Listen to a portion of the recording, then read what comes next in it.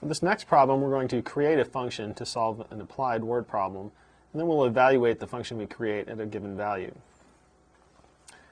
We've got a community skating rink that's in the shape of a rectangle with semicircles at the ends. The length of the rectangle is 20 feet less than twice the width, and the thickness of the ice is 0.75 inches. For this situation, we want to write the ice volume V as a function of the width x. And then for part B, we want to figure out how much ice is in the rink if the width is 90 feet.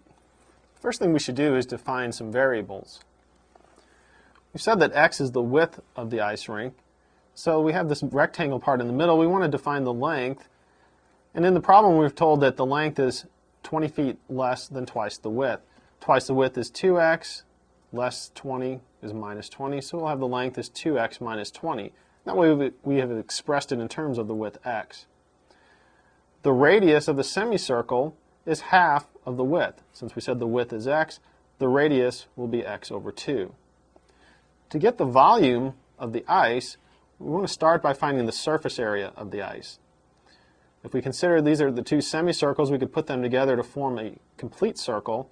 So we really have a rectangle and a circle that we need the area for. So the total surface area is going to be the area of the rectangle, which we'll write as length times width, plus the area of the circle we get by combining the ends, which will be pi times the radius squared. Now we need to have all of this in terms of the width x, so we need to put in what we've set up here for our variables. The length is 2x minus 20, so we'll write 2x minus 20. The width we said was x, plus pi times, now the radius we said was x over 2, so we have x over 2 squared. We want to clean this up a little bit. So we'll have 2x squared minus 20x plus pi x squared over 4. And so we have this expression for the surface area in terms of x, but we want the volume. And we know that the thickness of the ice is 0.75 inches. Everything else we've done up here has been in feet, and here we have inches. So we need to make sure that we write this in terms of feet. And 0.75 inches is out to be 1/16 of a foot. So we have all the same units here. To get the volume, we just need to multiply the area by the thickness.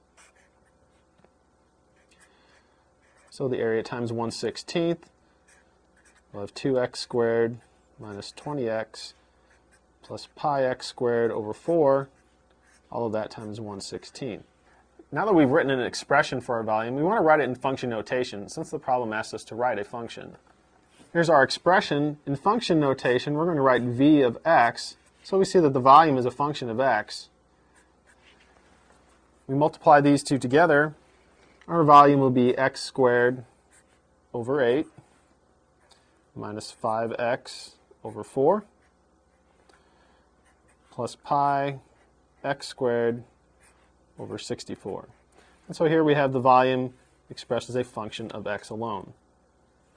In part B, we're asked to find the volume of the ice if the width is 90 feet. So we're actually given that x is equal to 90 feet.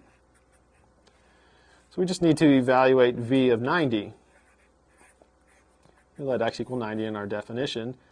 We'll have 90 squared over 8 minus 5 times 90 over 4 plus pi times 90 squared over 64.